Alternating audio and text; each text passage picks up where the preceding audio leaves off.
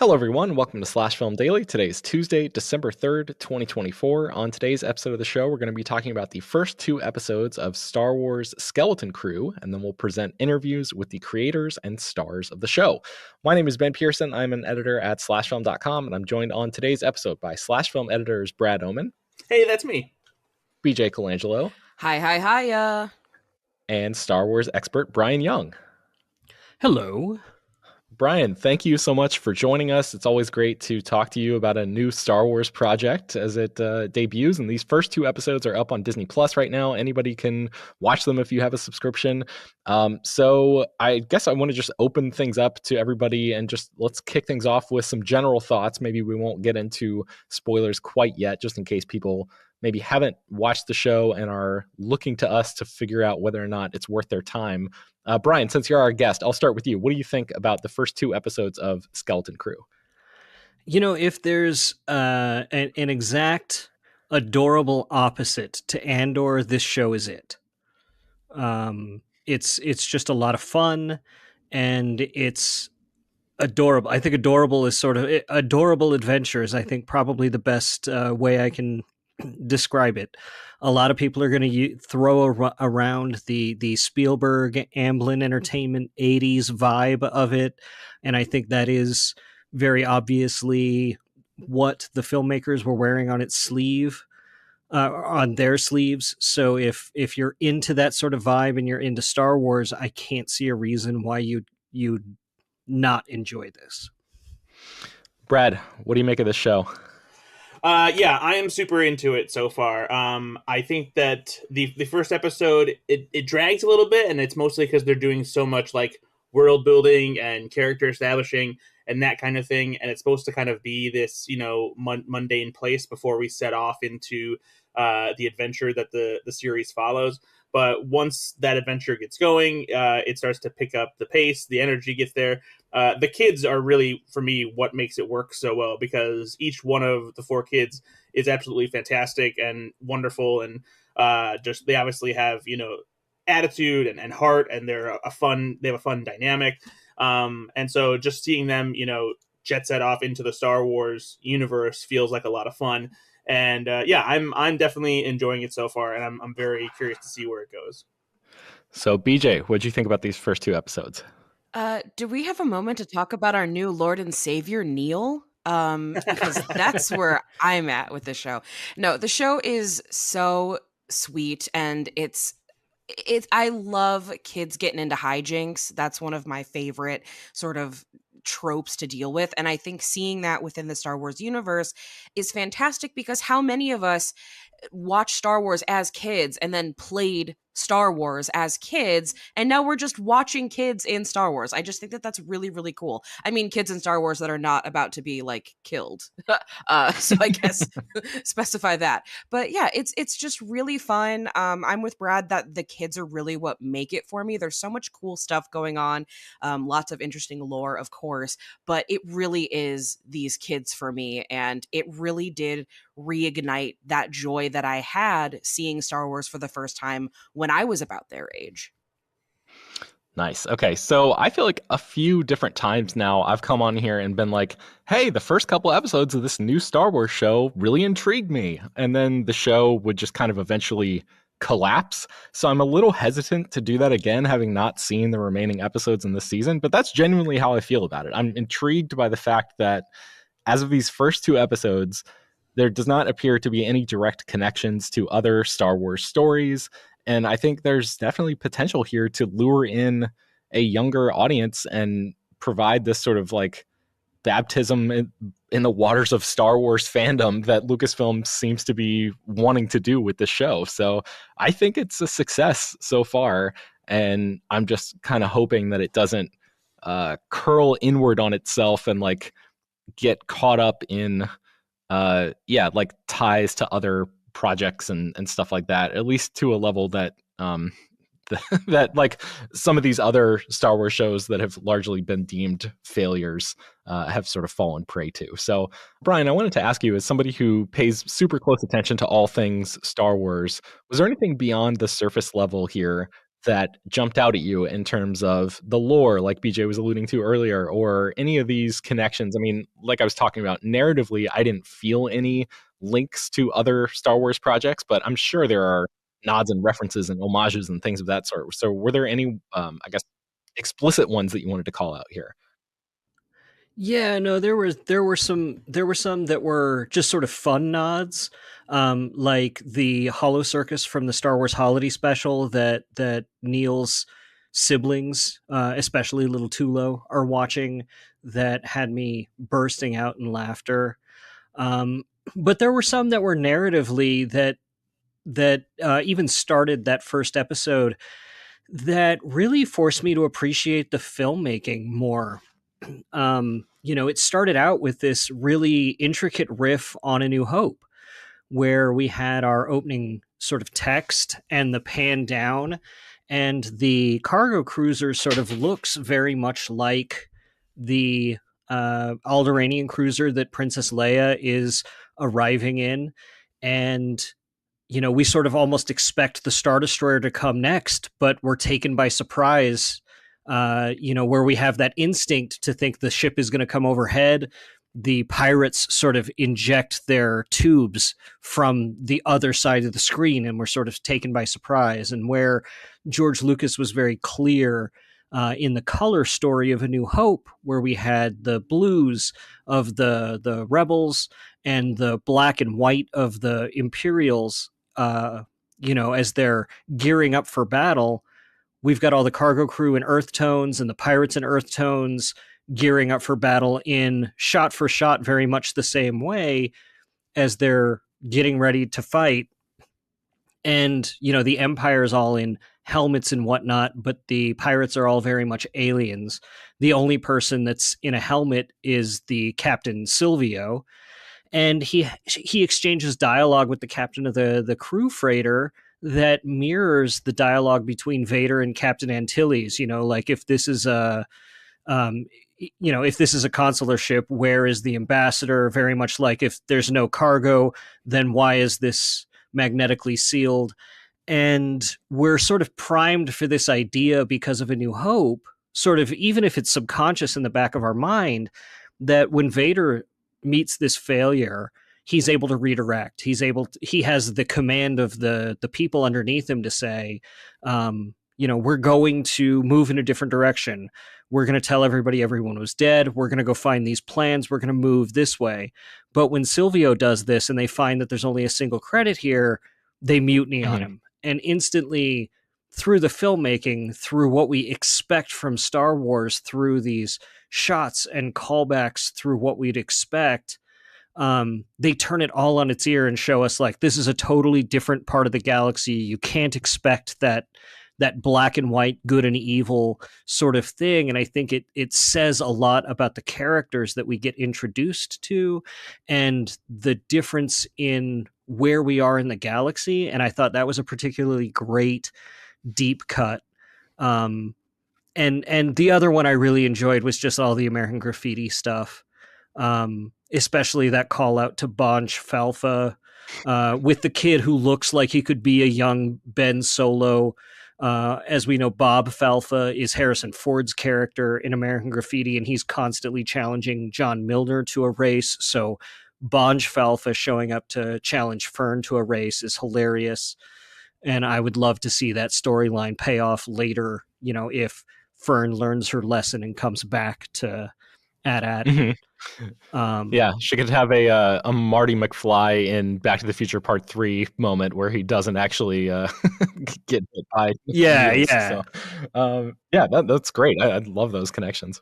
There's a lot of little ones too, but those were the big ones. And that introduction from A New Hope, really turning everything on its ear, really prepared me for getting something different. I think in the same kind of way George Lucas did the pan up instead of the pan down in Attack of the Clones, where it was just like, hey, don't expect what you think you should right from the get-go. Yeah, that's awesome. So, BJ, I wanted to ask you, like, Latchkey kids are such an 80s idea to me, and I don't have any hard data in front of me to back this up, but I strongly suspect that the number of latchkey kids has gone down significantly in recent decades. And it kind of seems like, I don't know. I was you used to be a teacher. You're like much more attuned to the youth of the world than I am, I think. So I was just wondering if that rang true to you as a thing that maybe young people might be open to relating to, or if that is another example of just culturally Hollywood being kind of stuck a little bit and like, yes, we're recapturing this Amblin thing from the 80s, but we've been doing that for 20 years at least now. And so, like, when are we going to move on and find a different aesthetic? So I was just wondering how all of that sat with you when you were watching this. Sure. So you're totally right. The number of people that would consider themselves to be like latchkey kids dramatically drops off after, I would say, like the younger half of millennials. That's where we start to see like the stark decline. So there are definitely still latchkey kids. I mean, because, poor people will always exist. So we will always have latchkey kids, but it's not nearly to the levels that it once was. But because so much of the media that we make is filtered through people who were kids in the 70s and 80s, who were latchkey kids, that it then becomes this sort of fantasy world for a lot of them where they aspire to have the freedom of latchkey kids because, you have these kids that are watching things, like Stranger Things, and they're like, oh my God, I could never imagine being able to just leave my house on my bike and like my parent can't contact me with a cell phone. Like I can just go. That world doesn't exist, so it becomes almost aspirational. It's this fantasy world of like, God, wouldn't it be so cool to be able to do this? Because so many of them, they're constantly being monitored because of technology or helicopter parents or whatever. Mm-hmm. And so I think that it's a combination of one, yes, we have been absolutely mining the 80s nostalgia well for far too long, and we need to move forward. But unfortunately, like everybody that makes decisions in Hollywood is not retiring. And like, so there's no upward mobility for anybody. And that is affecting the kinds of stories that we tell. But at the same time, I don't see it as a hindrance for new audiences because they will want to be like these characters. They may relate to them on a character level as terms of personality, but as far as the things that the kids get into in this is something that a lot of kids today are craving. Like it's the reason why if you go on TikTok, so many high schoolers are obsessed with footage of people who went to high school in the early 2000s. Like they are like, can you imagine like not a cell phone in sight? Like how cool would that be? So I think kids watching this will be like, oh, wow, that's really cool. So unfortunately, the cycle is not going to break because it's going to continue to pay off. Yeah. Well, can I say too, like there's a really interesting story reason too, when you add up all of the unusual things about Ad-Adin. That's another one of those things that makes it feel like it's in this idyllic past as part of the Old Republic, right? As you look at why it seems like it doesn't belong as part of the rest of the galaxy and the kids don't fit in, that's part of it. Yeah, definitely. And this is like the most Earth-like that Star Wars has ever been to me. You've got like Suburbia and like bus rides and stuff like that. So Brad, I was going to ask you, how did that mystery sit with you in terms of like once the kids essentially steal the spacecraft and then get lost in hyperspace and they arrive at this spaceport in the beginning of episode 2, nobody seems to believe that they're from Ad-Adin, and then they discover that their homeworld is this lost planet of eternal treasure. So what did you think about that, the way that mystery has been seeded so far in these first 2 episodes? Yeah, I like that story thread. I think it's interesting that in a movie that is like styled after the Goonies and has pirates who are seeking treasure, that the treasure itself is this mystery planet that everyone seems to think is a myth, and these kids are actually from that planet. When it comes to the aesthetic design of the planet itself, I'm a little bit annoyed that it looks too much like the suburbs of Southern California, when I think that they could have done a little more effort to make it a little more Star Warsy. I understand like what they're going for, and obviously it's very intentional, but it almost feels a little too Earth-like in my estimation. And there's just too many similarities to like the neighborhoods that we've seen in ET and stuff like that. And I mean, there are shots that feel like they could have just applied a sci-fi filter to a shot from ET. Yeah. But I still like the setup of having them be latchkey kids and being able to go on this adventure. And I think it serves as a nice contrast to the places that they end up to, because that first pirate spaceport they visit is so cool. All of the aliens that they meet look incredible, and obviously there's great practical effects at work here too. So it does what needs to be accomplished. But that's my little nitpick, I guess. It made me laugh because, like, you think about Star Wars planets all being a single biome, and this is like the suburb planet. But I think it also adds to that idea where like BJ was saying, like, kids see themselves going like, man, I wish it could be like that. And what easier way to get kids on board with going, man, I wish my life was like that, than showing them neighborhoods that look like theirs in the suburbs.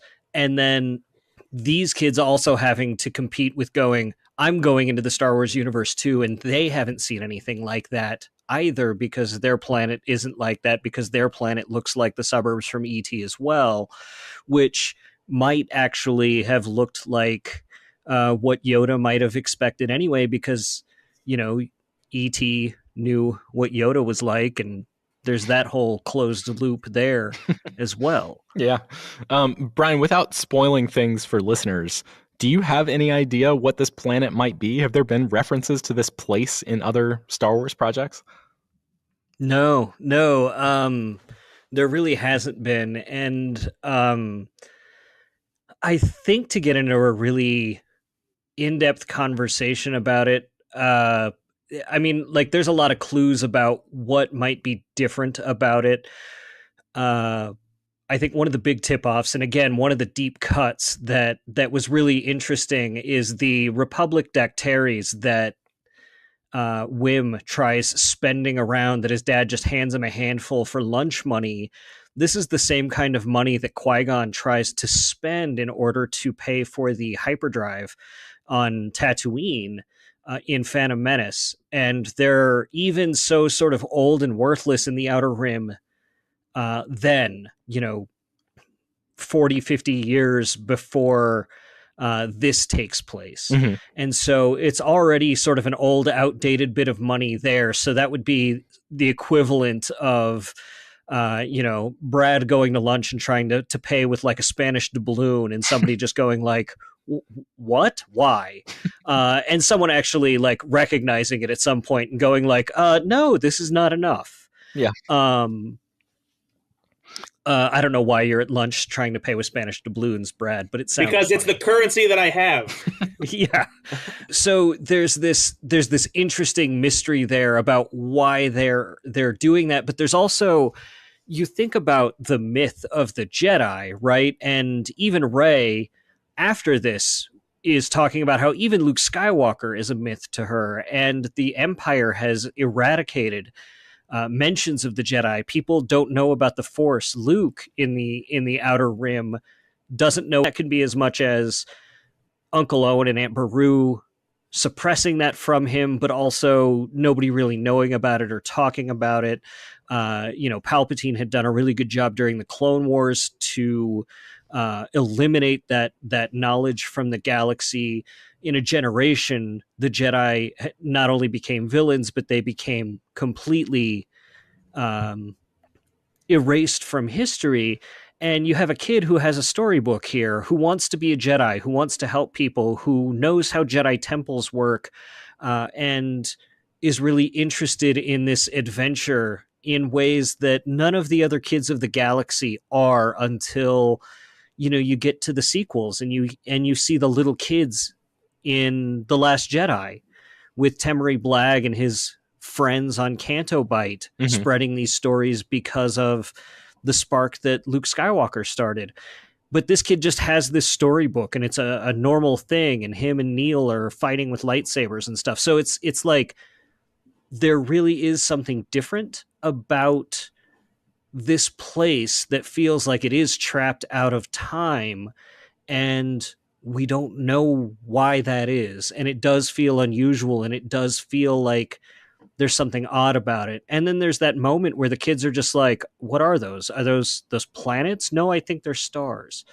Right? So we know there's something off about it, and it hasn't been mentioned anywhere else. And it's probably because, maybe some weird Jedi erased it from the records, just like Camino, or, I mean, obviously the real world answer is they made it up for this show, but part of it is that I think they were going for some of that Treasure Island aesthetic where it's just like, we're going to have, a place no one knows how to find. And, when you look at the idea of a story in a high-tech universe where it's like, these kids are going to get lost from their planet. How do you do that in a world with Star Wars, where it's just like, well, we'll just backtrack where we were. Well, if it's a planet that's purposely hidden, if it's a planet that no one's heard of, if it's a planet that's no one's charted, what is the story behind that? Why is that? Mm-hmm. We're going to get some interesting mythology behind that. And I think that's part of the story that's going to be unfolding as we watch the rest of the series. Yeah. I'm sorry. I feel like that was a really long answer. No, all good. BJ, I wanted to ask you about the action, especially in that second episode. There's SM-33, which, by the way, I did not realize. I saw somebody point this out online, that SM-33 is Smee, like the Smee, yeah. Hook character or whatever, a Peter Pan character. I was like, oh, that's pretty clever. You got me with that one. What did you think about that action sequence where SM-33 basically like kicks a bunch of ass on that planet, and he's got like his metallic peg leg and everything going on too, and this limp and everything. So I was just curious if that worked on like a visceral level for you, because some of the action in some of these Star Wars shows has been a little wonky, but I remember us praising the first or the action in the first couple episodes of God, what was the name of the previous show that just got canceled? The Acolyte. Yes, thank you, The Acolyte. So what did you think about the way that the show uses action so far in these first two episodes?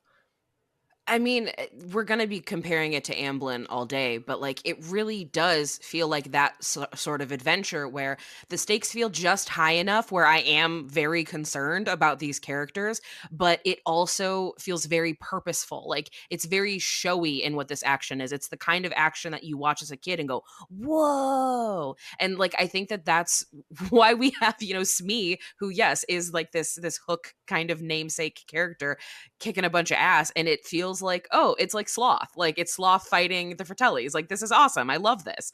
And I just think that it's executed really, really well. I don't think that it's worried so much about like looking so cool that it bogs down the story. Like it fits where it needs to. And it feels like the kind of exciting action that would be very scary for you if you're very young, but also like think is very cool. Yeah. Okay, so we're running out of time pretty quickly here. Brad, were there any other observations about the show that you wanted to make or call out or anything before we take a break and go to BJ's interviews? No, I think for the most part, one of the things that I wanted to shout out was just the fantastic use of makeup and prosthetics and creature effects to create such a wide, assembly of different pirates and aliens. Some are familiar, some are totally brand new. I really like that pirate captain Brutus. He's particularly cool, just like a badass wolf. I think SM-33 is a great droid character, and Nick Frost's voice as that character is perfect. Right now I think I'm most aside from the kids, I'm just caught up in like how cool the worlds are that we get to go to, and some of that is also with regards to episode 3, which isn't out yet, but was provided to press. So we have seen that one. And there are some other cool new characters and locations introduced there as well. So yeah, I'm just right now, I think that this is a very cool way to start the series. And I hope it's something that kids can connect to, and maybe even kids who don't necessarily have like a connection to like the deep mythology of Star Wars, because like I feel like this is something that I really would have loved when I was a kid, even without having any familiarity with Star Wars. So I hope it's something that can bring new audiences into Star Wars, and I hope that this is something that like Lucasfilm realizes that they can do every now and then. I don't know where this is going as far as if it will end up having, any ties to established storylines or anything like that. But like, I like the idea that this is something removed from everything else we've seen in Star Wars, exists in the universe, feels refreshing and familiar at the same time, and I hope that there's room for stuff like this in the future as time goes on. Yeah, I'm right there with you. BJ, any closing thoughts? Um, I just can't wait to see where this goes. Something that folks will hear when they hear the interviews is when I talked to the show co-creators, they dropped that there will be a twist at some point towards the end of the series. They obviously would not tell me what that is, but now that's all I can think about is like, well, what does that mean? What is going to be twisted? I need to know. Interesting. Okay. The one little homage thing that I wanted to mention is I thought it was well done, pretty well done for a Disney show to have that Pirates of the Caribbean homage where the kids are trapped in the brig and trying to get the key out, very much like the Pirates ride. And then that was adapted into a scene in Pirates of the Caribbean movie franchise. But I didn't think it really like ground the show to a halt and like nudged us in the ribs and said, hey, look at this. Aren't you, really proud of us for shoving in a reference in there? It felt like it was an organic part of the story. And it was just like a fun way for them to throw something in there as opposed to like bending over backwards to work it in, which sometimes some of these references can kind of feel that way to me. So speaking of which, let's talk about real quickly how cool Jude Law is.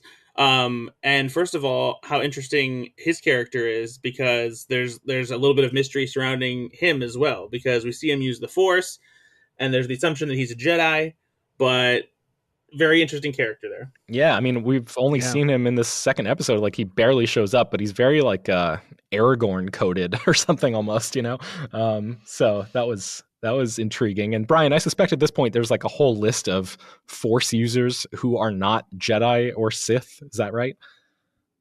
Yeah, I mean, there's a lot of people who are Force sensitive who can manipulate it in some small ways, or who might not. Or again, there's a lot of ways that people could make it appear as though they're using the Force as well. And so we saw that with Haja Estri in Obi-Wan Kenobi, where that was his whole shtick, was making people think he could use the Force. So who knows? Gotcha. Okay. Well, Bryan, I want to give you the last word here. Was there anything else that you wanted to call out about the show or highlight or anything like that? Yeah, there was a moment in the show where I don't know if I don't know, I can imagine where Brad stands on it, but I don't know if you all have any fondness whatsoever for the Ewok adventures. But I was about 5 or 6 when they came out, and they felt really magical to me. They're pretty objectively not great, but they had a feeling at 5 or 6 that they were pretty amazing, because they had this feeling like they were kids going on Star Wars adventures, right? And they grounded kids in those adventures and put them on that path. And there was this feeling I don't quite remember recapturing when I rewatched them because I still do, that made me feel like I could be in the Star Wars universe watching it as that little kid. And there was a moment watching episode 2 where, if you remember that character from the second Ewok adventure, the Battle for Endor, Teak, who was Noah, Wilford Brimley's character's sort of little speedster sidekick, shows up, and he's the wee ferryman who's going to take them to Port Borgo. And it sort of hit me with all that nostalgia and made me feel exactly like that little kid stepping into Star Wars again, and brought all of that magic back. And my hope is that they produce that same feeling I had as a little kid watching those Ewok movies as for kids today, but they're doing it so much better. They're improving on all of, kids' entertainment and stories designed for kids have advanced leaps and bounds better than they had, in the last 40 years.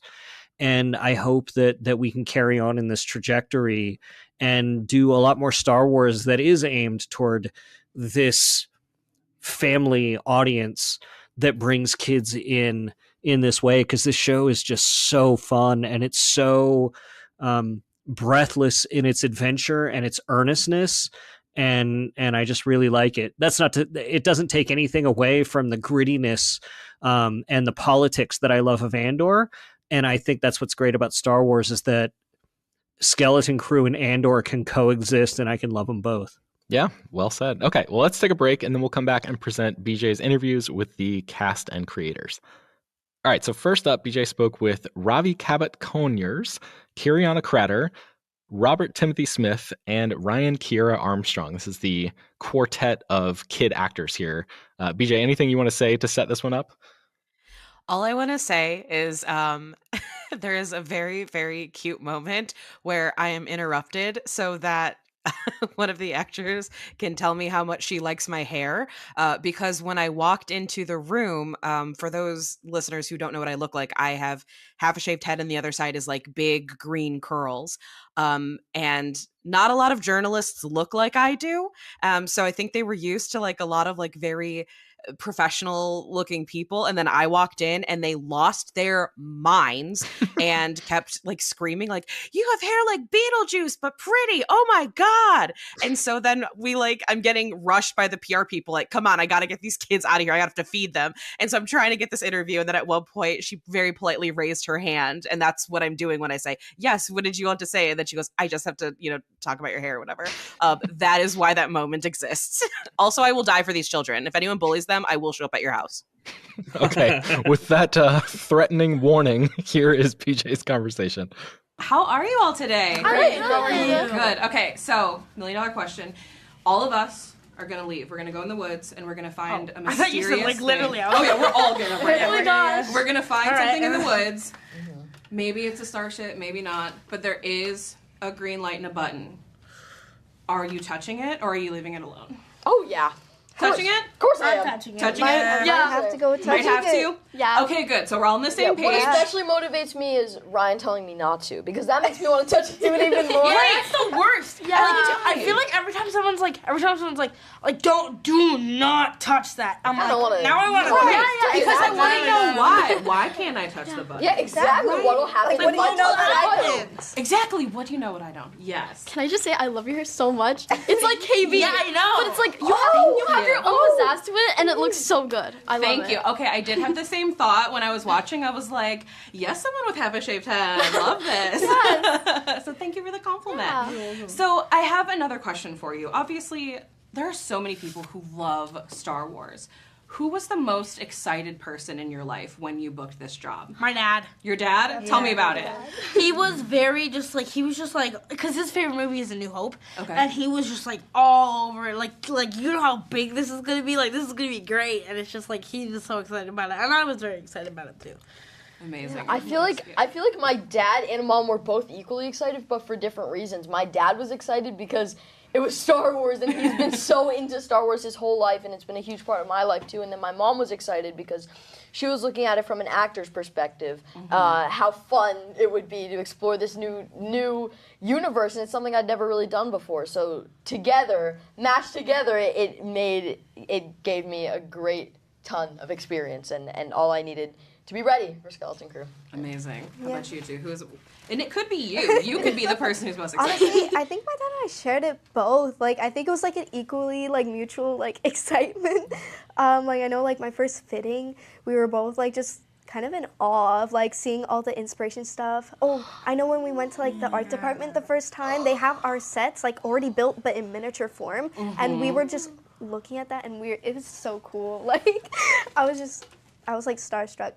Yeah, starstruck by your own Yeah, thing you get like, to yeah, do. my Star Wars is fun. But that's real. Like, that's real. I think, like, I interview a lot of people, and, we'll get to, like, adults who've been like, I've been acting for 40 years, and I'll be like, well, do you still get excited about it? And they're like, it's a day at work. And I'm like, No. it's okay to be excited about it. It's a cool thing that you're doing. Yeah. No, it's like the opposite, I think, for us. Like going to set every single day, I think was like a new adventure. And what new planet are we gonna be on today? You know, it was like There's always something new, but Yeah. Oh, my dad introduced me as well, but I think like my entire family, and I was super excited, like I was crying, and every day was like fangirling over everything and seeing things that I've seen in movies and also new things was also really, really cool.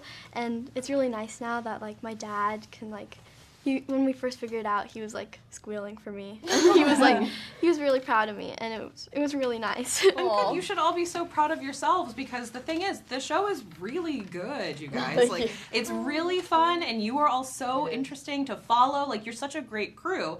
So another question that I have for you is that Star Wars is also a very heavily merchandised sort of world. There are going to be like action figures of you and toys of you. Has that like processed in your brain, or is that still just like that's too much candy? I need a Neil plush. We've actually seen some of the merchandise already, and that is when it fully clicked. I was like, wait, okay, so this is me, and I'm doing this, and I did this, and I was so confused. I was like, oh wait, I did do this. This wasn't a dream, and it all started to click then, and it was so, I really couldn't believe it, and especially seeing the Lego, because I've grown up with Legos too. I love Legos, Oh, yeah. and the minifigures were my favorite part of Legos too. So seeing my own minifigure it was so crazy. surreal. I have been a Lego like stan my entire life, and just seeing it like for the first time was just mind. I cried when I saw it. I was just so shocked. Like it like became real. Yeah. Yeah. Definitely. Well, that is the time that I have with you all today. Thank you so much for Thank chatting, you. and congrats on such an awesome show. Oh, thank you so much. Thank you. Bye-bye. All right, next up, BJ had a chance to talk to Jude Law. This must have been pretty freaking cool. BJ, any setup for this one? Okay. Yes. Okay. Little setup for this one as well. So Jude Law was my first interview of the day during this junket. And typically when you go to these junkets, you like walk into a room, the talent is sitting down, they just sort of like wave at you. Jude Law not only got up and like met me at the door, but then like was shaking my hand and was like having a conversation with me about like, oh, I hope you get the kids before they feed them cookies. And they're super like, overactive with sugar, but like was really made that room welcoming. He wanted to talk to people about this project. And I was like, that's amazing. That does not happen very often. So Jude Law won a lot of points with me that day. Very, very cool. Okay, here is BJ's chat with Jude Law. So the first question that I have for you is that you are working with children, like a big crew of children, and you've been performing for pretty much your entire life. So what is it that you think that you were able to learn from working with the children? Because I'm sure they're going to be asked all day, what did you learn from Jude Law? Yeah, what did you learn? What did you learn from them? Not much, kids. No. What did I learn from them? It's a lovely question. First of all, I was so impressed very, very quickly at how adept they were. And they arrived. Sometimes you work with kids and they've clearly been cast just because they're like the part. And then it's complicated because then you're really trying to just capture them doing what they do on camera. These were actors. These kids, they knew what to do. They were prepared. They really lent into the emotions and wanted to get it right. And I mean, they were professional actors. They were also kids. So there was this sense of play. And I think that's the key. They were a reminder that it is a playful environment. Even when you're doing drama, you're there. It's a magical environment. You're creating something. You're suspending belief. Obviously, in an environment like this, it's easier to do that because you've got creatures and spaceships and blasters and what have you. But even in a more modest and humble kind of environment, you're still creating drama. So I think their sense of play and wonder was really infectious and a good reminder of just what and how you can approach the work. I love hearing that so much because especially in something like Star Wars, which is so lore heavy. Yes. And there's probably going to be, there always are people who will watch this and go, well, that wasn't correct for this thing from whatever. That's right. That I think sometimes people get hung up on that and they forget that it is still fun. It is still a That's playful environment to be in. So I would love if you could share any of your preparation for entering such like a lore-heavy world that is so beloved by so many people, which obviously you've done before with other franchises, but Star Wars is kind of its own beast. Like, Yes. there really is nothing like it. So how do you prepare to enter this galaxy far, far away? I had a lot of faith when it was pitched to me in John and Chris. They had done such hard work, and I love the concept of seeing it all through these young protagonists. And they also obviously knew the galaxy very, very well, or the canon. And, you know, we had the godfathers of Favreau and Filoni looking out for us, who were there to sort of, you know, fill any holes or gaps that may appear. I felt confident that I knew it pretty well. To me, it was more than anything, it was about getting the tone of the performance right. I'm someone who always enjoyed the kind of cynical humor of the films, and contrasting that with the sort of jeopardy and the drama. I feel like that's the sweet spot of Star Wars for me, in my memory of watching the first three, certainly as a kid. And so to me, it was more a case of really trying to weave all of that into the performance, into Jod. It wasn't a case of trying to make sure it wasn't my job really to make sure the details were correct. But then again, when we were discussing the past and his childhood, Jod's childhood, it was, you know, I checked all of that in with John and Chris, and I think in the end we used some of it in later episodes when we find out where he's from.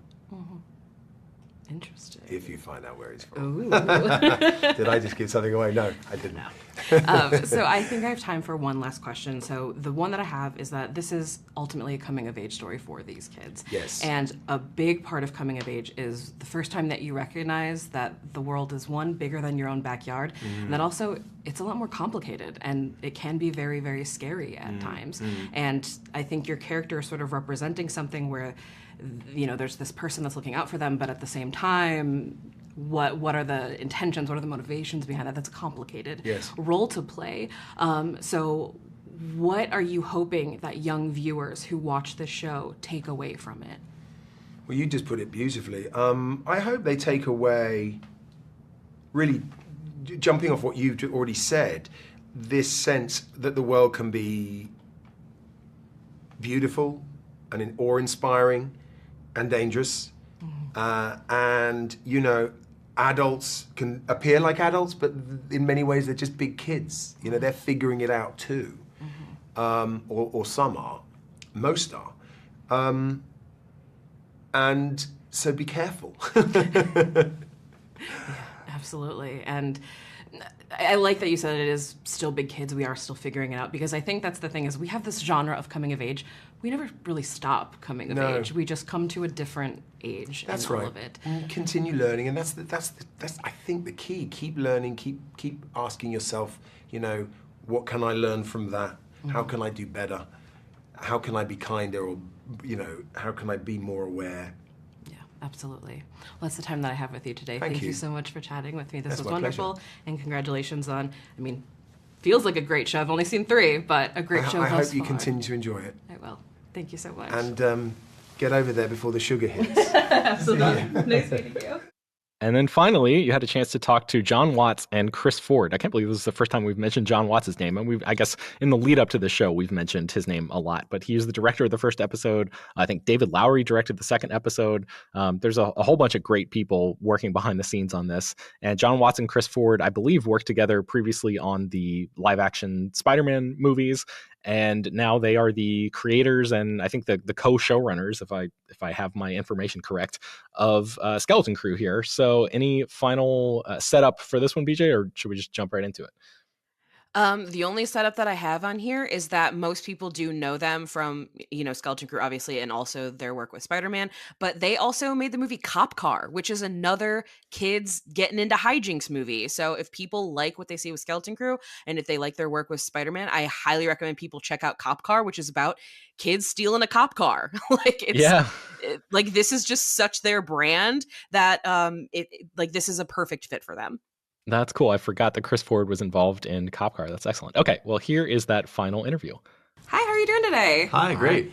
Good. Wonderful to talk to you. So my first question for you is that between this and Spider-Man and Cop Car, you both seem obsessed with like kids getting into hijinks. Yes. What's that about? Tell me. I don't know. Some sort of We don't traumatic know. childhood We're trying to work experience. it out through all these scripts. Through the medium of film. Yeah. I was going to say, so is this a reflection of your own histories of being kids getting into hijinks, or is this a little bit of wish fulfillment because you were a little bit of goody goodies? What's going on there? No, I think what it is it's what I always wanted to happen as a kid. Like, I grew up in the middle of nowhere, and for fun, you just go walk in a field in a straight line, and you would just hope that you would like get abducted by aliens or like find a buried pirate treasure or something like that. And then that never happened. We never even found a cop car, as much as we hoped that we would. So yeah, all of these films, I think, like we're just trying to make that dream come true. I like that. I definitely was a kid getting into hijinks, but getting into hijinks was walking on bike paths without a bike. Oh, Yeah, boy. what a rebel. I know, who would have thought? So on sort of that note, there is now this very large world of different types of Star Wars stories. And I love that I get to live in a world where I can watch something very like mature and political like Andor, but then also something like very sweet and very fun and a very nice sense of, you know, acceptable danger, like in Skeleton Crew. And so I am curious, what are your favorite types of Star Wars stories? Ooh, I mean, definitely big fans of Andor. And what was cool is that was coming out while we were shooting this. So, and we hadn't gotten any advanced versions of anything, so we were just like everyone else, just like on the set of this, talking about how cool, can you believe what's going on in Andor? Yeah, I like anything in Star Wars that explores like an area of the world that you wouldn't think would be necessarily interesting. Yeah. Like when you get into like the bureaucracy. Like I love like the Senate. Yeah, and like finding that in that little corner there's an amazing story. Yeah.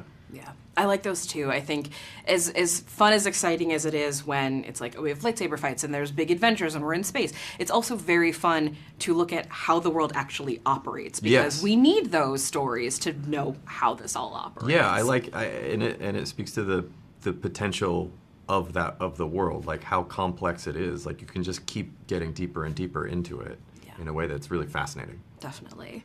So something that I'm also always interested in whenever somebody is writing a coming-of-age story, and they're writing characters that did not have a similar coming-of-age experience that they did, especially if it's across gender lines. So what did you want to capture with this crew of kids in each of their individual personalities? Where did those inspirations come from? There's a dynamic that exists between the two boys and the two girls that is definitely something that I pulled from my life, like me and my friend, and then my older sister, and then her friend, who they were brother and sister as well. The friends, like they were always just sort of terrorizing us. They were so much smarter than us, and they were always like taking advantage of the dumb boys. We tried to bring a little bit of that spirit into the show. Yeah, I think that what's interesting is KB and Fern are also supposed to be a year older. It's kind of subtle in the Star Wars grades. It's like not as obvious. But I just think it was interesting because you could see on this planet, you know, you're supposed to take a test, get a job, and just kind of become part of this kind of machine. And there's something that's always been in Star Wars from the start, whether it's totally nefarious like the Empire or just kind of about, you know, life kind of pins you down and assigns you something that you're supposed to be doing as opposed to going off on an adventure. And it was interesting to be able to give that to Fern and KB, that they were 1 year closer to becoming boring grown-ups. And how are they going to break out of that? Yeah, how do you find your own way to be a rebel? Yeah. Definitely. And I mean, coming of age stories, a common theme that usually happens is when you're this age and you start to learn that, one, the world is bigger than you thought it was, and also adults aren't perfect. They make mistakes. Some adults are actually like very dangerous. Yeah. And that can be a really hard truth to swallow. And there's a very fine line to walk when telling these stories that I think you both did very well and have done in previous projects. How do you know when you found that sweet spot of this is a story that is going to be something that younger viewers can watch and it's not going to traumatize them forever, but you're also not talking down to them? Yeah, you always just think about it through the perspective of a 10-year-old. You know, I remember what it was like being 10. I wanted to be taken seriously. I wanted people to, listen to me, but I also, was 10. So I think you just sort of try to balance those two things, and hopefully somewhere in the middle of that, it starts to feel true. Beautiful. How about you? Do you have anything to add? Well, I just think, thematically, it's like Wim is naive and he kind of makes a mistake. And so you could kind of look on his 10-year-old dreamer self as that being a flaw. But at the same time, you have Jude's character who's really worldly and maybe cynical and has survived in a dangerous galaxy for so long. But maybe there's something that he has to learn from these kids as well. And that kind of youthful glimmer of wanting something more is actually really meaningful in the end of the story. Absolutely. And I don't know if you all have felt this the way that I have. I work a lot in coming of age spaces. I'm very fascinated by this subgenre, and it seems like a lot of the output that we have for this sort of age of the tween into early teens, they haven't had much stuff for them. It seems like it's like you have Bluey and then you have slasher films, nothing in between anymore. And so this is kind of doing a vital service for a lot of viewers. But on that note, I interview a lot of people, and people talk about, the movies that made them want to make movies, want to write movies. Star Wars is without a doubt. It's like Star Wars and Jaws. Those are the two that people cite the most. But Skeleton Crew is likely going to be an introduction to this world for an entire generation of people. Have you processed yet that your project is going to foster that love of this world that is going to make a lot of other people want to make movies? Wow. Yeah, I think when Star Wars really works, no matter how old you are, it kind of makes you feel like you're 10. So by telling the story through the eyes of 4 10-year-olds, we're hoping to sort of capture that same feeling of what Star Wars felt like to us when we saw it the first time. Yeah, and and to what you're saying, I think it's really weird being on this side of the Star Wars thing. I was a fan for so long. And as much as we love our characters and we crafted this whole story, put so much work into it, I still don't really feel like it's ours. It's kind of for the fans and for everyone who appreciates Star Wars. And so to me, it feels totally natural that new generation or other people will have their own opinions and take things from what we've done and do something else with it. I'm so much more interested in being part of that continuing use of Star Wars as opposed to us saying this is our story, the end. Yeah, it's more just I want to add into the communal thing. It's nice to add a little bit of a postscript to the giant myth. Yeah, and that's kind of so much about filmmaking is so collaborative. So it's not I think it's this. It's everyone comes together and works on it together. Absolutely. I have time for one last question for you. What sort of conversations are you hoping people are going to have after they've finished the series and they're talking about this and how it fits into the greater world? What do you hope those conversations look like? I'm really excited to see what people think the reverberations are through the rest of the galaxy for the things that happened in our show. Yeah, and I'd be interested to see what kind of discussion there is around how Jod and the kids are maybe more similar than you might think, even through the twists in the climax or whatever. Yeah, that there's a discussion there about what's really going on still. Awesome. Well, thank you both so much for chatting with me today, and congratulations on what so far is one of my favorite Star Wars shows that I've seen in recent memory. So this is great. All right, that's going to do it for today's episode of the show. You can find more about Star Wars Skeleton Crew at slashfilm.com. Slashfilm Daily is published every weekday, bringing the most exciting news from the world of movies and TV, as well as deeper dives into the great features you can find on the site. You can subscribe to the show on Apple, Overcast, Spotify, wherever you get your podcasts. Send your feedback, questions, comments, concerns, and mailbag topics to us at bpearson@slashfilm.com. Make sure to leave your name and general geographic location in case we mention your email on the air. Don't forget to take a minute to rate and review the show on Apple Podcasts or Spotify. That really helps us out a lot. Real quick before we go, Bryan, where can people find your work online? Yeah, well, obviously, I'm writing a lot about Skeleton Crew on Slash Film, so they can find my coverage of it right there on Slash Film. If you want to listen to me talk about Star Wars weekly, I do the Full of Sith podcast, so you can do that at fullofsith.com. And if you want to catch up on all my other writing, you can do so at swankmotron.com. And that's my handle on social media, so you can find me at swankmotron across social media, mainly Blue Sky lately. Excellent. All right. Well, thanks everyone for listening, and we will